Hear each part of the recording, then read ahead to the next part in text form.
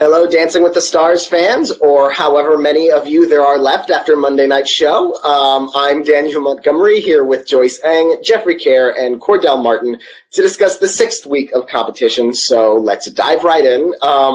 Sailor Brinkley-Cook was eliminated, even though she was tied for the highest score of the night and had the 4th highest score when you combine the last 2 weeks where the scores and audience votes were combined, because there was no elimination last week. And not only that, she was in the bottom 2 with Allie Brooke, who had the 2nd highest scores when you combine the last 2 weeks' scores, which means, once again, we have another season where the judges' scores are basically irrelevant. Cordell, let's start with you. What did you think of that result? I mean, I have an idea what you thought of that result, but articulate it for the rest of America. Oh, God. I thought this was going to be the week where we would get rid of Sean. They combined scores from last week and this week. I thought maybe this was the opportunity. Clearly, America loves this guy, so let's just pencil him for the finale. In terms of the bottom 2, I'm surprised but not surprised. Like Allie, usually with pop stars, it's just a hit or miss. Either they do really well in terms of the fan support, or they just kind of fall into that shock and elimination territory. So luckily for Allie, with the judges' save, she should be thankful for that. With Sailor, I knew her time was coming. I thought maybe Karamo and Sean would be eliminated before she did. But I just knew she was just in the middle of the pack and really just didn't have that name recognition or the story arc or the top scores like a lot of her competitors. Yeah, we have talked before about how Sailor kind of falls into this kind of through the cracks of this, like a young, beautiful woman kind of type where we have her and Lauren Elena and Allie Brooke, and they all kind of blend together in our heads sometimes. But I like you, I was not anticipating that would happen now. Yeah. Especially because with the bottom 2 system where the judges get to pick, usually, I mean, I'm not surprised that one or the other landed in the bottom 2. I'm surprised that they both landed there at the same time. Which means, I mean, like, the judges' scores were entirely overridden by the viewer votes. And Joyce, you've written about how the voting system is broken again, although not broken again. I'd say still broken. It was never really fixed. They never fixed what was actually the problem, and now this season it looks like it could possibly even be worse. So what do you think about the voting system? I mean, the live voting thing is like one thing that's just whatever, but the whole judges deciding who gets to go home, I think on paper that sounds like a good idea, but you can only eliminate the people in front of you. And if someone like Sean is never an option, you can't eliminate him. So another way of looking at it is Bobby Bones would have still won last year under the system, because I doubt he was anywhere near the bottom 2. If he managed to win the whole thing. So yeah, unless the judges have total control, you just eliminate based on judges' scores. Or I don't know, they just decide to pick a bottom 3 based on some other, intangibles. But as long as there's someone with a large fan following or just supporters like Sean or Bobby, and they they're the fans could be there to override whatever low scores, even though I think Sean was overscored this week. That might, be a deterrent for, the dancer. But, like you guys said, Sailor leaving wasn't really a surprise. We've talked about how, there's 4 young, pretty ladies there. And if you asked me to choose which of the 4 would leave first, I would pick her. That's nothing against her. She's, a great personality, good dancer, and she had her best week this week, but no one really knew who she was except Christy Brinkley's daughter. And I think I was more surprised that Karamo wasn't in the bottom 2 with her than Sean not being in the bottom 2. Because I thought, as soon as they announced Karamo was safe, I was okay, Karamo's safe, Sean is going to be safe, and we're going to lose someone good. No, I actually thought because they announced Karamo was safe he was one of the first people to announce safe, so I thought, okay, I can't imagine two non-Karamo people landing under Sean Spicer. Clearly, I didn't have the catastrophic imagination for it. What were your thoughts at that ending, Jeffrey? Well, yeah, as elimination was going on, I thought going into the night, I thought Karamo and Sean were going to be in the bottom two. However, when they announced Karamo was safe, okay, that's good news for him because, I really thought he and Jenna gave their best performance so far in the competition this week. But then when Sean was announced to be safe, I was like, what? Yeah, but overall, yeah, I'm not too surprised by Sailor being eliminated this early. We've seen surprising eliminations in the past, and this isn't the first time, nor will it be the last it's ever happened. So, yeah, but, hey, at least she and Val had such a high note to end on. Yeah, honestly, I think I am sort of questioning the viewer voting thing, period. Like, I almost kind of wish it were more of a World of Dance thing where it's, no, just the judges. The judges will have they say, and that's it. Because... Or if the votes were weighted less. Weighted very differently, yeah, because I want to be at whatever accounting firm is calculating and tabulating these results, just to decide how, you can be in a situation where Sean Spicer had, when you combine the 2 weeks, Sean Spicer had 11 fewer judges' points than Sailor and 12 fewer than Allie. For both of them to fall under him, how much weight is going into those audience scores, and how many of those audience scores are he getting, and how many people who don't even watch Dancing with the Stars are voting for him to own the lid? Oh, I'm sure most of the supporters don't watch it at all, and now that it's live voting, then it's their voting time. It's just his supporters and Trump supporters who just want to stick it to people who hate him. So, and the other thing is I wrote about this last year when Bobby won. The big issue is that viewership is down. It's down all over TV, but when Dancing first came on and when people were still watching linear TV, it was pulling 20 million viewers, and most of those people were voting. But now it's averaging the season's averaging 6 million viewers. So it's lost that core audience that is just tuning in and maybe not have a favorite dancer going into the season and just learn to love certain contestants and vote for them. So if you lose that casual audience that's not voting, that just allows people like Sean and Bobby with large followings to vote and overcome people who score higher. Yeah, it's the whole it's that sort of silent majority kind of middle of the road Dancing with the Stars viewer who watches the show and go Sailor was really good today, and you get enough of those people voting for her to keep her around. Whereas now I think it's like you said, it's entirely stan driven. You have to be obsessed with a celebrity or they're not going to make it far. To be fair, I don't think they or anyone really knew how rabid a following Bobby had last season.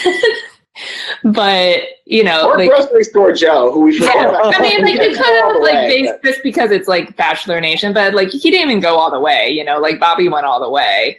And another thing with Bobby too is he sort of like Trump was really good at energizing his base, because his whole platform last year was I am the underdog. I have no dance experience. Look at these other people. They're really good. I know I suck, but I'm trying. And that was his whole thing. Mm-hmm. That's what he campaigned on.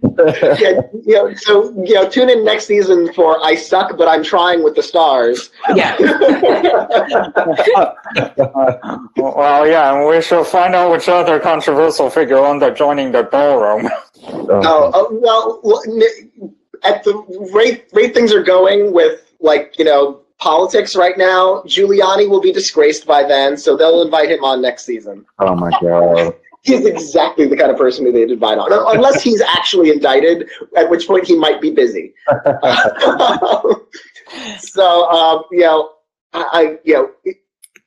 One interesting thing that happened, as Joyce said, Sean Spicer is was overscored because a rising tide raises all scores, and as the weeks go on, the scores just inflate, no matter if you're improving or not. So we had a situation, oddly, where Sean Spicer scored only 3 points lower than Hannah Brown, who was next to last on the leaderboard. And I honestly think Hannah's scores were fair, like straight 8s. It wasn't the best. He should have gotten like 5s. He should have gotten 5. Like, he's getting like the basement right now is 7. You could fall on your face and get a 7. Because it's like once they like open up to the 9s last week, they're like, okay, we can like lift everyone a little bit, including Sean. But no, not Sean. Because honestly, that's another problem, is that when the judges like crowd everyone together within 7 to 9, it's like, well, then the distinctions between them don't really make any difference, and the audience votes are going to be even more integral into like completely overriding the results, since everyone is like first place to last place on the leaderboard this week was 6 points.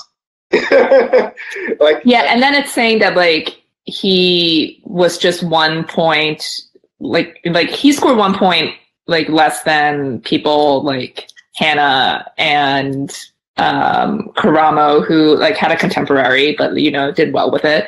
And Lauren even got and Lauren from Len and Allie, like they got 8s.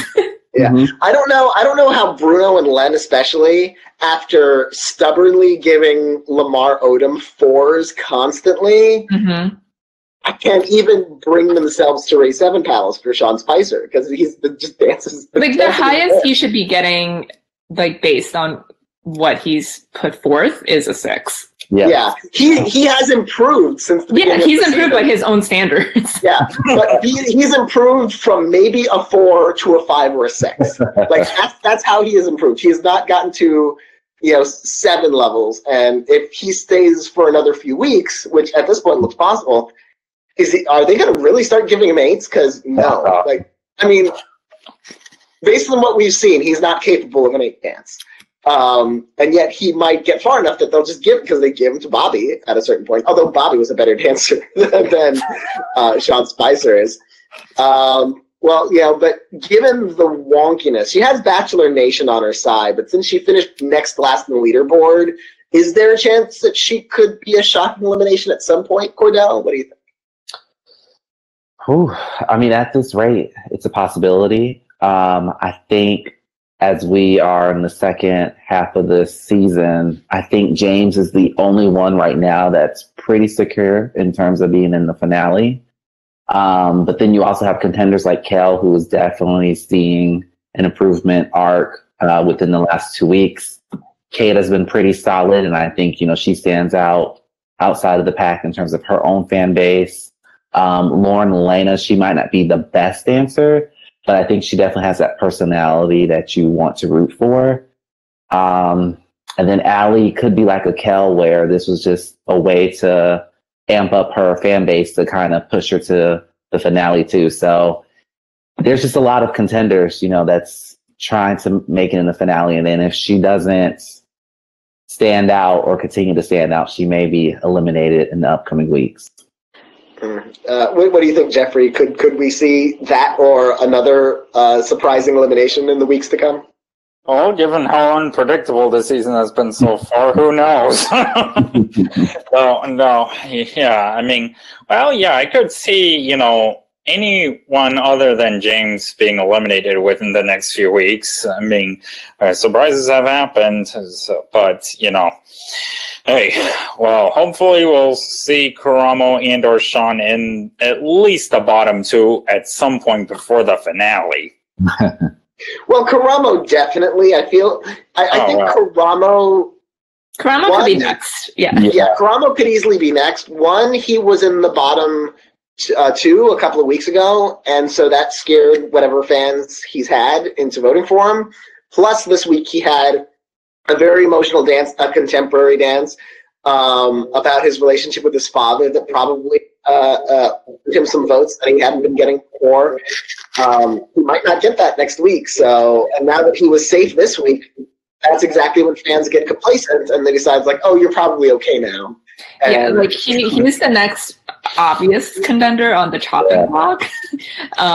If like Sean's going to be safe, but I mean, with regards to Hannah, it just depends on who she's next to. If she's the bottom two, like they're obviously going to save her over Karamo, or Sean.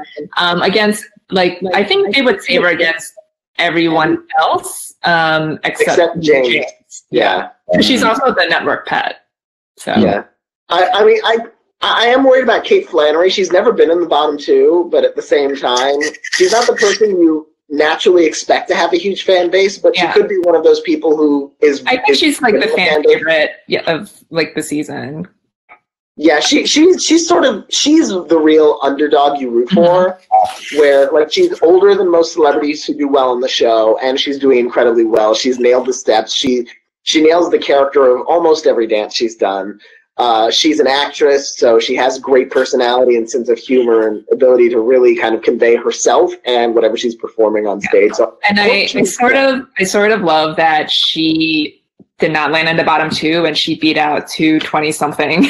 Yeah, who wound up there. So, because if you gave out the casket to someone before the season started, they probably would have marked her for like an early elimination, and she made it right through already. Maybe second or third or something like that. Yeah. So I really like that she's doing well. I think the judges would probably save her against most other dancers in this competition. Like I imagine if it had come down to her and Allie, I think they might have saved Kate. I mean, it's hard to say because Kate has been more up and down, but her ups I think have been higher. Like her strongest moments have been more memorable than I think Allie's have been.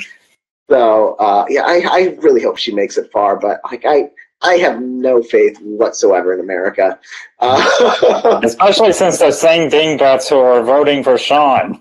Yeah, well, we've talked about James being like one of the only people we're confident in anymore is pretty safe. I assume that means we're all still predicting him to win. How about you, Joyce? Yeah, and he just crushed that samba this week. Like that's one of the best sambas by a male celebrity I've ever seen. Although I hated the lighting in that routine because you could barely see either of them on the floor. That was it was a techno samba. That was awful. That's like worse than fog all over the floor, and you can't see anybody's feet. I felt like they like maybe would have like busted out like 110, but I guess they're saving it for next week. I feel like the 10s might come out next week, especially with the team dances in play. But yeah, like James, he still hasn't shown anything that would make me worried about him. Like he's still killing it. Like he's like the best technical dancer left. And like this stuff that like they critique him on, like it's very small things, and I like there's nothing really like egregious with his footwork or his frame or anything, and like he's still selling the dances and the personality and the character. So I think he's like the only person we can like say is a lock for the finale. Yeah, I loved that. First of all, that samba was so good that Kare Ann's criticism was almost like that he had too much hip action. Right, yeah. And it's like when Len said like that rumba was too passionate. Yeah. And it's like when when you have a dance and it's Len who is obsessed with the male celebrity's butt and not Bruno, that's when you know you've done well, because that's something. And you still get a 9. Yeah. Like that was the most bum-centric critique I have heard from Len maybe ever. And that was like the only thing he said too. Yeah. Yeah, I wrote it down. It's like your bum was out of control. Tootie Fruity What a Booty was the other. How about you, Cordell? James still number 1? Yeah, I mean, he's just been the most consistent. And then to Joyce's point, I mean, with the personality, he just checks all the boxes as a potential winner. I'm hoping that he does pull it out because our alternate right now is Sean Spicer, and I don't want that to happen. So are we also marking Sean down for the finale, like Cheryl Burke is? Yeah. I'm not going there yet, but I've stopped predicting him for anywhere in the bottom two. Yeah, like I'll just assume he sticks, and also because I feel like I jinx myself by because this week I took a chance and predicted him as going home. So I thought everyone else is too good. He's too far down in the scores, and even if he's not the bottom, he'll be bottom two. Well, he wasn't, and not only wasn't he was so far up that he got ahead of Allie and Sailor, of all people. So, I'm not predicting him until the bottom two until I see it. And as soon as I see it, he's gone. So I'm just playing it safe at that point.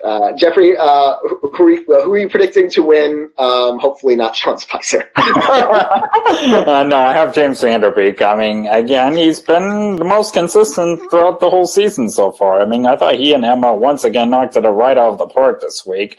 So, I mean, and if it does come down to him and Sean for the finale, it will be the biggest shocker in the world if Sean ends up winning, which, sorry if I spoke that into existence.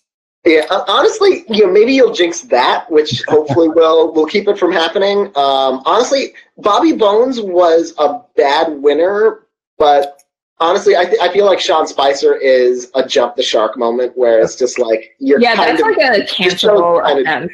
That's why are you even on anymore? Yeah, I don't have anything personally against Bobby Bones. It's yeah, just more he seems like a nice situation guy. That happened last year. He just wasn't a great dancer, but he was a better dancer than Sean Spicer. Sean Spicer getting even to the finale would be almost a cancelable offense, just because it's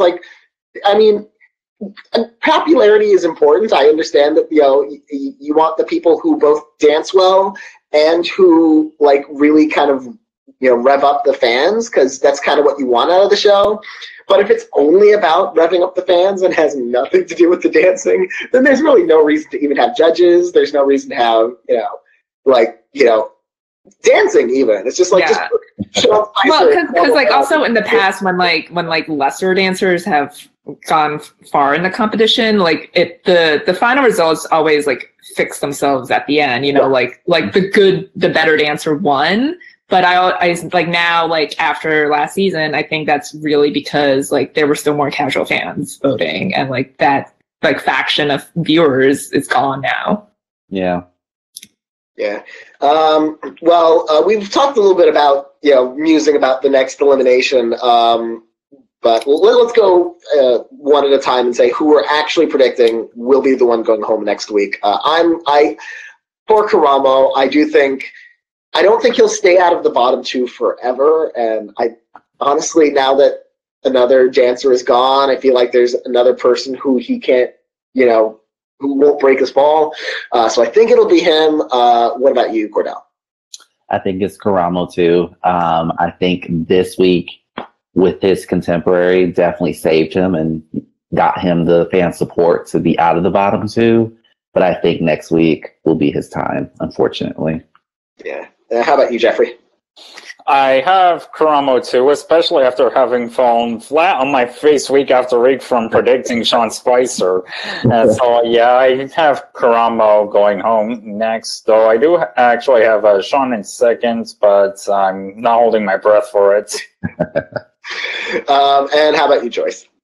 Yeah, I think Karamo is the most obviously in danger, although he does have the Paso next week, which I feel like he might be okay in, and Sean has the Jive, so that could be a disaster.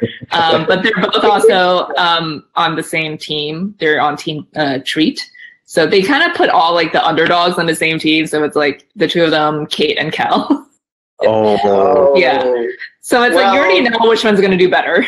Well, as bad as I feel for Kate and Kel and stuff like that, I honestly, because if you put Sean on a team with James and Hannah, you run into a situation where he's going to get unearned 9s or 10s from being on the better team.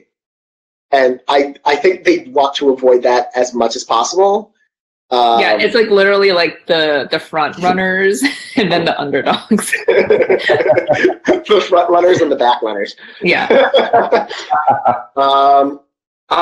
Yeah, I hope it's not Karamo in the sense that I hope it's Sean. Like, if it's not Sean, there's no one else I would rather go home, so then it should be Karamo. Yeah, like, I don't know who would be in the bottom two with him. Yeah. Because if it's him and Sean, like, they would save Karamo. Yeah. But Sean is the only one who could land in the bottom two with Karamo, and they would save Karamo. Because they'd save Kate over him, they'd save Kel over him, they'd save Lauren Elena over him. Definitely, they'd save James or Hannah over him. So yeah, I think Karamo's best chance is either not landing in the bottom two like this week, or landing there with Sean Spicer. And it seems almost fitting that he got in trouble before the season even started for defending Sean Spicer. And now Karamo's biggest problem might be Sean Spicer. Or his saving grace. Saving grace, yeah. He's gotta hope Karamo or like Sean should buy him an extra week. Which could be enough for him to improve and have another lucky dance, another good week of scores. Yeah, but I think the pasta would be okay for him. It's just like if he'll have enough votes, you know. Yeah. Well, I mean, Sean will probably get 7 for Jive, even if he doesn't do any kicks and flicks. So, even if he'll forget every dance step, and he'll just walk out of the dance floor and stand there. It'll be like, "Well, you tried." Lindsay's gonna slow down the music by like 10 paces, and like he still won't be able to keep pace. And it'll be Halloween, so she'll get away with it by calling it like spooky or something, like a slower tempo. And it'll be a nightmare if Sean Spicer is safe again. Yeah, which honestly would at least fit the Halloween theme. So there's at least that. So fingers crossed for honestly, fingers crossed for Sean Spicer's elimination. And if you want to make your predictions, everyone watching this, go to goldderby.com. We have our prediction center open every single week, where you can come back and predict who will be eliminated, who will get the high score, who will get the low score. Who will win the show, which is a result, obviously, we'll find out at the end of the season. And until then, we'll see you next time, and hopefully under happier circumstances. See you then. Indeed.